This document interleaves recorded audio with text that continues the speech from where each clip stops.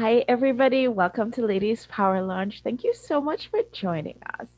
Today, we're going to do another in our limited series, Success in Any Season. And I have a very special guest with me today. I have with me Ryan Hall, and he is actually one of the very few men who's brave enough to be one of the members of our Ladies Power Lunch group. So I am really happy to shine this light on him. Ryan, please share with Kind of like that light right there, huh? Yep. And that's me, by the way, just so you know. All right. Thank you so much for the invitation, So tell us, Davia. who are you, Ryan? What are you doing in the world? Share all the things.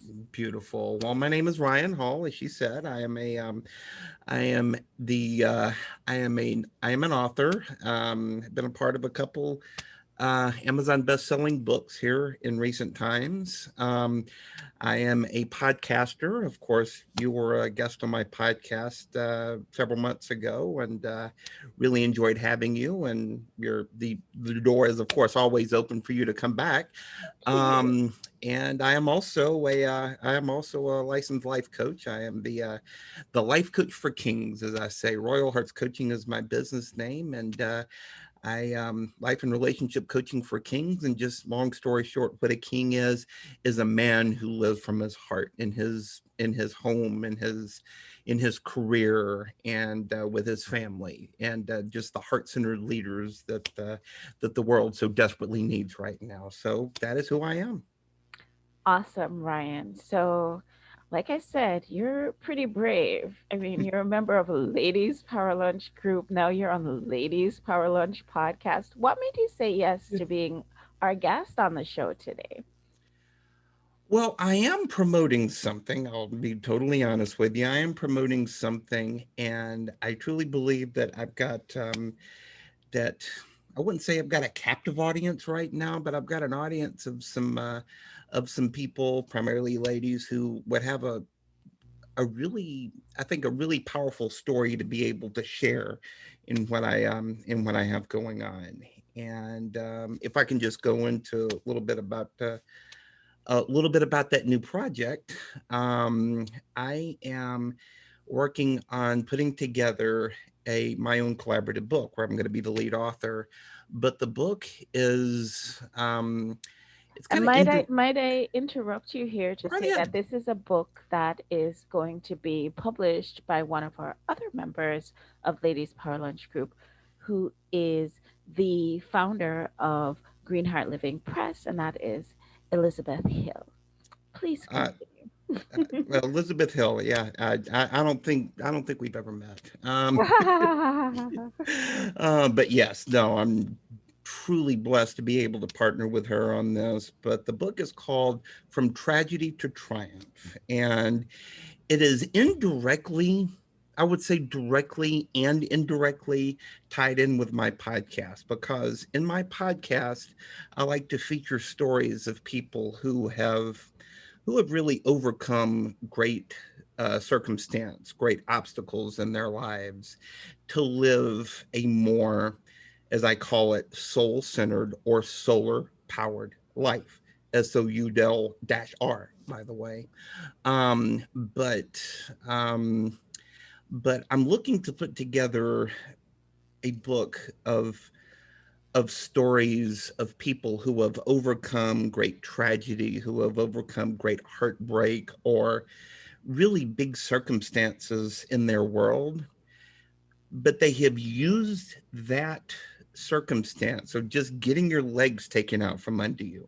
But they have used that circumstance, they have used that event in their life to find something a little bit deeper inside, to be able to share a little bit of a deeper uh like a real soul purpose in life, be it through creating a business, be it through sharing their story in a book, or just really, yeah, just really overcoming that circumstance in order to live that for that bigger purpose.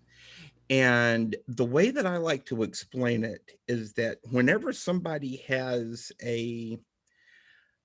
something in their life that has that has really taken them out in terms of their in terms of just a real heartbreak or a real tragedy or losing a business, something like that, that you have a choice, that you have a choice to make.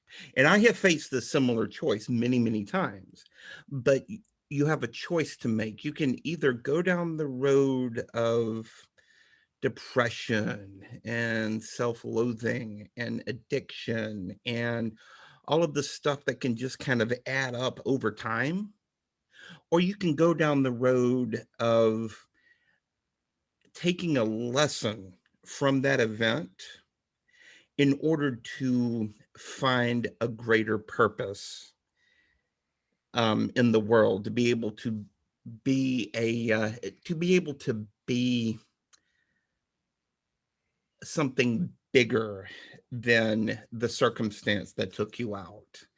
And I'm looking for the stories of people who took that other path, the path of finding purpose, finding that soul-centered purpose after life, after a tragedy, after a circumstance has just completely taken them out. So that's the kind of stories that I'm looking to put together. That's the kind of authors that I'm looking to put together in this collaborative book. Beautiful. You're doing this book, and I would almost be able to hazard a guess here. Let me see, let me use my mental powers. I'm going to guess that this book is coming from somewhere deep within you, that maybe you yourself have had an opportunity to go from tragedy to triumph. Would I be right in saying that? You would be absolutely correct. It's definitely a soul calling for myself. From yourself, because it's when we're able to experience these things that we become better teachers, I believe. And so, without giving the whole story away, because we do want to be able to enjoy the book once it hits the newsstands, and we'll be able to help you, support you on becoming a bestseller in that book as well. Would you share with us a little bit about your story of when things were not going well and how you were able to triumph even in times of tragedy?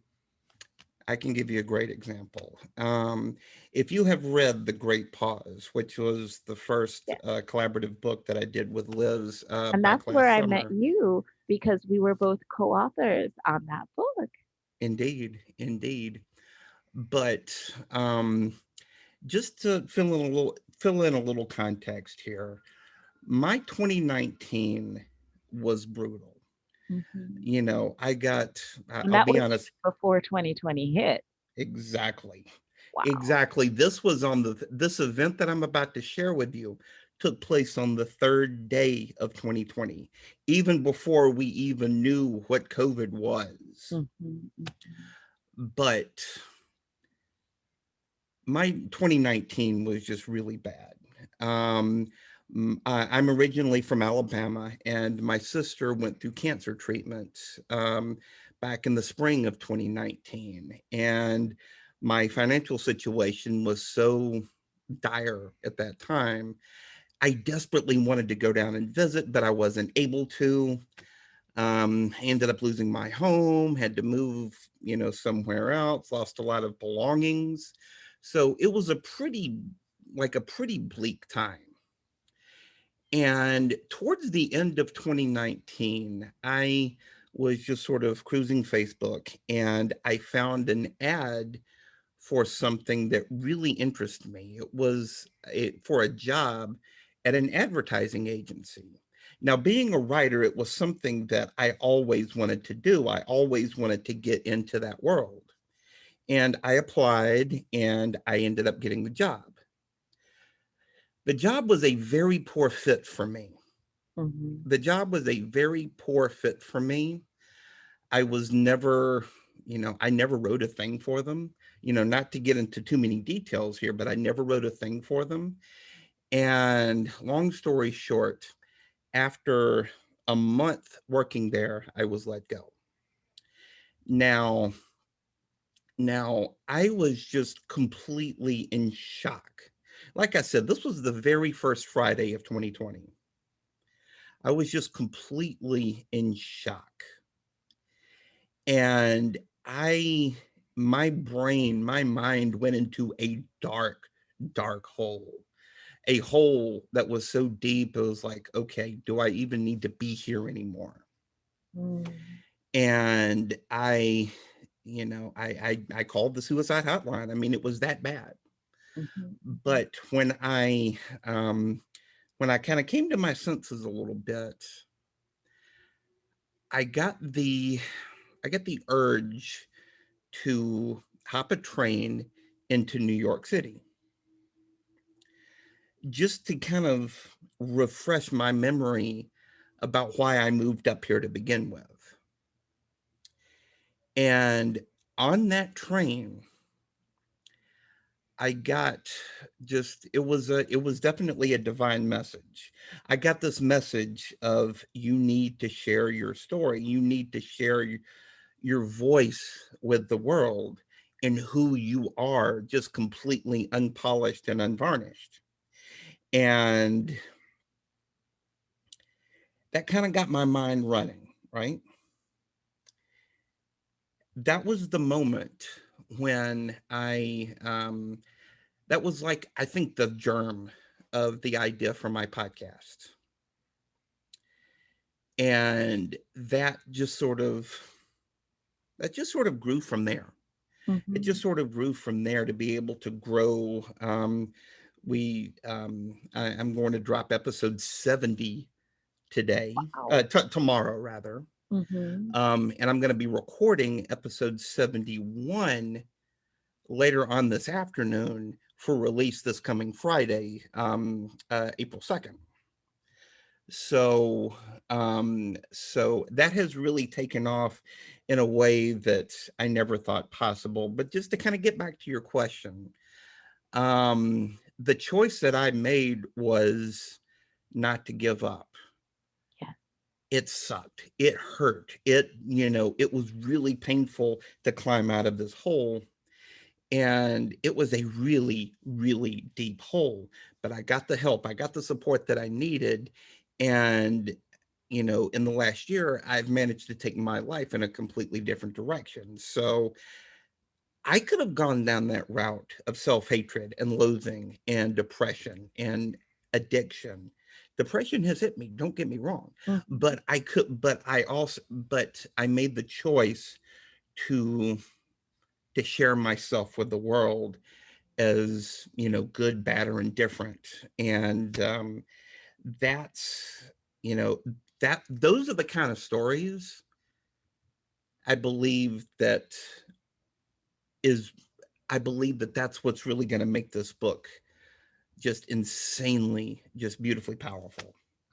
I can see this book being very powerful because stories of triumph are always a good guidepost for those of us who are going through something that is, transformational. Let's use that word transformational because That's a that is very the good word for purpose it. Yeah. of the hardships that we go through. But I'm going to put you on the spot a little bit here because, I mean, many of us, Ryan, we go through things and sometimes it's not easy. What was it that helped you to not give up? What was the thing? One of my favorite kind of mantras is that hope is the most powerful currency known to the human race. Hope, when you're my grandfather was a combat soldier, got wounded in battle.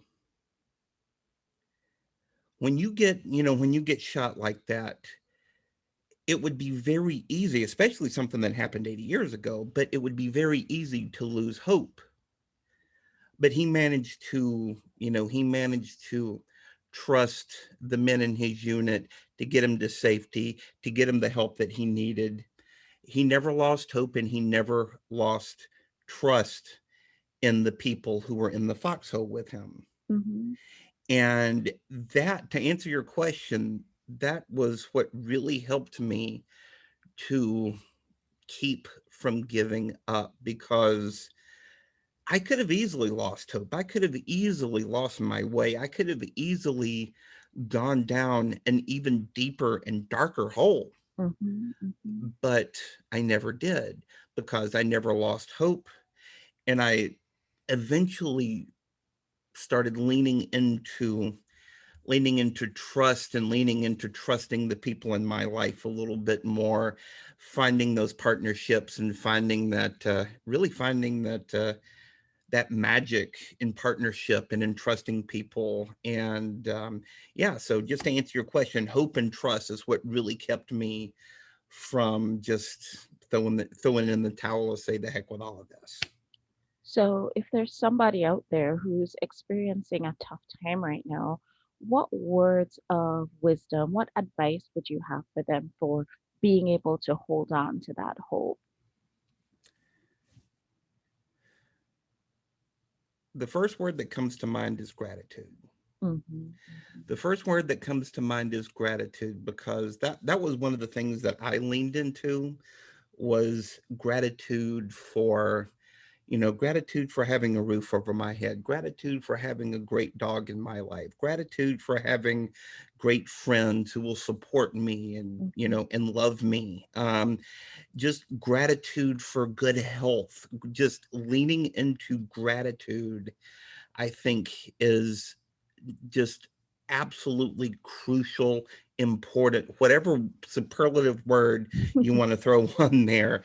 It is vital when you're faced with dark circumstances, when you're faced with dark stories, when you're faced with darkness. Lean into that gratitude, because that will absolutely save your life. And that's what I did to keep from giving up, just really leaning into my gratitude. And that's what I encourage all of y'all to do, is just lean into your own gratitude, because there will always be something to be grateful for. I absolutely agree, Ryan. And the last year, 2020, has been unusual in a lot of ways. It's definitely been a time of transformation for a lot of us. And certainly the hardships that you went through started even before. But I feel like in a lot of ways, people are going to be able to relate to your story because they've had similar things happen to them over the past year. And being able to be grateful for even the smallest things, the companionship of your pet. Sometimes my gratitude is for being able to have indoor plumbing because Indeed, the yeah, alternative is not desirable. Am I right? But no doubt.